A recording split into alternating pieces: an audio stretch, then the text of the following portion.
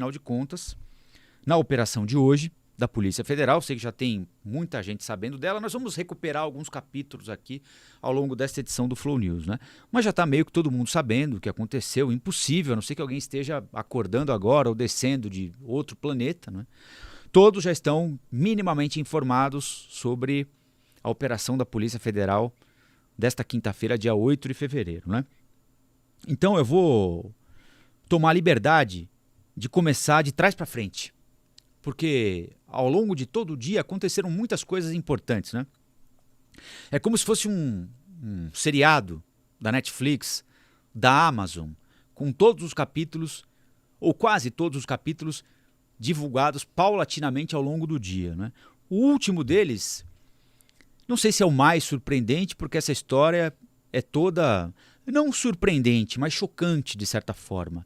Imaginar que existiam generais de 4 estrelas, auxiliares muito próximos do presidente da República, o próprio presidente da República tramando um golpe de Estado em pleno ano de 2022, como se estivéssemos em 1964, como se fosse possível. Eles imaginaram que sim, mas como se fosse possível botar esse país aqui debaixo de um canhão, debaixo de um tanque, debaixo de espingarda e com uma mira na cabeça dizer que a vontade do povo expressa nas urnas não seria cumprida.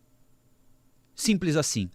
Acharam que era possível fazer isso num país continental e complexo como o Brasil, né?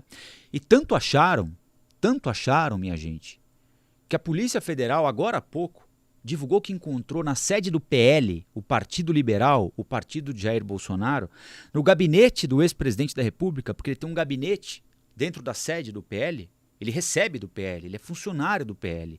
Parte da renda do ex-presidente vem dos impostos que nós pagamos. Fundo eleitoral, fundo partidário é pago todo ano, fundo eleitoral em ano de eleição. Como cada partido recebe uma boa fatia de fundo partidário, que é relativa ao tamanho do partido, e o PL dos dois maiores do país, o PT e o PL, em volume de deputados e senadores eleitos, a fatia é grande. O Bolsonaro fica com uma fatia desse dinheiro, aliás, nada de errado até aí, tudo dentro da lei. Alguém pode questionar se é correto, se é ético, mas o fato é que está tudo absolutamente dentro da lei. Pois bem, como funcionário do PL, um ex-presidente da República, funcionário importante, talvez o mais importante deles, ele tinha um gabinete, tem um gabinete dentro da sede do PL, lá em Brasília, para poder despachar, trabalhar, contato político, etc. e tal.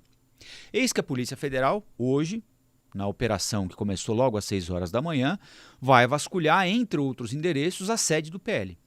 Chega ao gabinete do ex-presidente da República, Jair Bolsonaro, ao escritório dele. E o que encontram? Isso é gravíssimo, minha gente, é muito grave mesmo.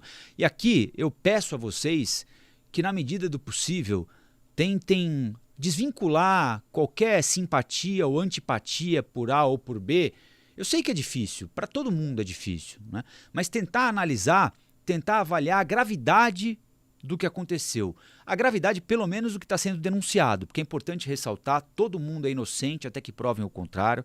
Existe um negócio que foi muito desrespeitado na legislação brasileira, que é a presunção de inocência, ou seja, o sujeito é inocente até que provem o contrário, e quem tem de provar é quem está acusando, e a prova definitiva só acontece quando o caso está transitado em julgado na justiça, ou seja, quando não há mais recurso para aquele indivíduo, para aquela causa, aí ele pode ser considerado culpado. Então a gente precisa ter sempre isso em mente e tentar extrair, nesses casos que envolvem Ministério Público, Polícia Federal, Judiciário, antipatia ou simpatia. Sabem por quê?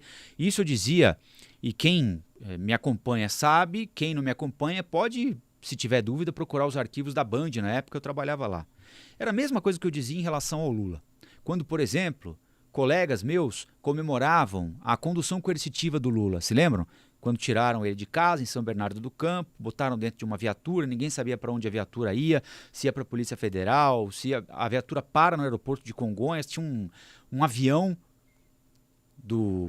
da Polícia Federal parado, taxiado ali em Congonhas. Ninguém sabia se iam colocar o Lula dentro do avião, levar para o Paraná para prestar depoimento para o Sérgio Moro. No final das contas, ele prestou um depoimento ali dentro do aeroporto de Congonhas mesmo, no salão de autoridades, né?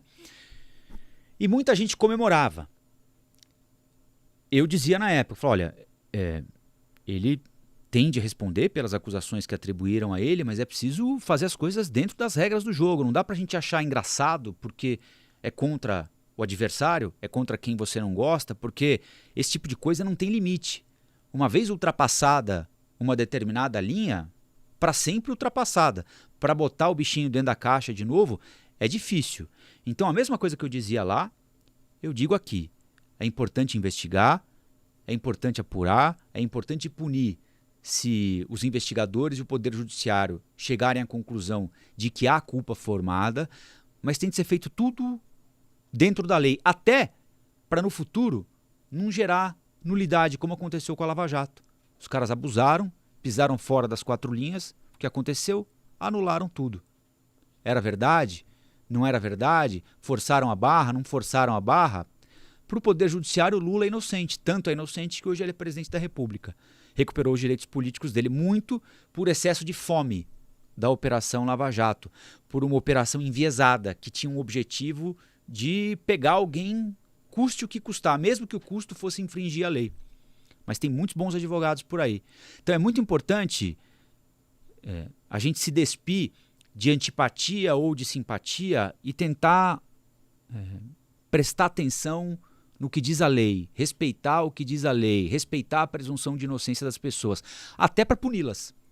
Até para que lá na frente, depois de punido, alguém não diga o seguinte, olha, mas pisaram fora das 4 linhas, desrespeitaram esse direito, aquele direito, outro direito, portanto o processo vai ser anulado. Como a gente já viu acontecer, Operação Castelo de Areia, a Operação Satyagraha, a Operação Lava Jato, todas elas revelaram esquemas alucinantes de corrupção. Todos foram engavetados porque os advogados conseguiram encontrar brechas na legislação e anularam tudo, porque os investigadores em determinado momento meteram os pés pelas mãos. Então, até para punir os golpistas, é importante ter calma e é importante respeitar as regras do jogo. E uma delas, talvez a mais importante, é a da presunção de inocência, certo? Embora, em alguns casos, seja trabalho para mais de metro argumentar pela inocência de quem, por exemplo, filma uma reunião em que está sendo discutido um golpe de Estado. Parece loucura, né? Mas a Polícia Federal diz que tem um vídeo, ainda não veio a público, mas vai vir a público, isso é uma questão de tempo, vai vir a público um vídeo em que o presidente da República diz que vai colocar, aliás, a expressão dele é a seguinte, vou colocar o meu exército na rua. Vou colocar os meus 23 ministros na rua. O meu exército. Está filmado, segundo a Polícia Federal. Olha, mas eu disse que ia começar de trás para frente, né? Então, a Polícia Federal encontrou hoje, só divulgou agora a informação, na sede do PL, um documento que seria o discurso que o Bolsonaro faria, estou colocando aqui tudo na condicional porque isso vai ter de ser provado, né? Mas seria o discurso que o Bolsonaro faria para justificar o golpe de Estado. Encontraram isso na gaveta do gabinete do Bolsonaro no PL. Quase inacreditável, não é? Mas enfim, o papel foi encontrado durante a operação para apurar o envolvimento de Bolsonaro, de militares e de ex-ministros neste suposto plano para dar um golpe de Estado no fim de 2022 e evitar a posse de Lula como presidente. O documento não está assinado. Deixa eu ver aqui.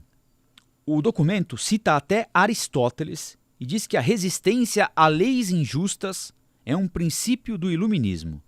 O texto é apócrifo, ou seja, sem autenticidade comprovada. É importante ressaltar isso aqui. Abre aspas. Afinal, diante de todo o exposto e para assegurar a necessária restauração do Estado Democrático de Direito no Brasil, jogando de forma incondicional dentro das 4 linhas, com base em disposições expressas da Constituição Federal de 1988, declaro o estado de sítio E como ato contínuo, decreto operação de garantia da lei e da ordem, diz o parágrafo final desse documento. Vocês têm ideia da gravidade que é isso aqui, minha gente? Nós passamos a milímetros de assistir a um presidente da República derrotado na sua tentativa de se reeleger, tentando ficar no cargo na marra e justificando com o desrespeito a leis injustas a decretação do estado de sítio e, consequentemente, da garantia da lei e da ordem.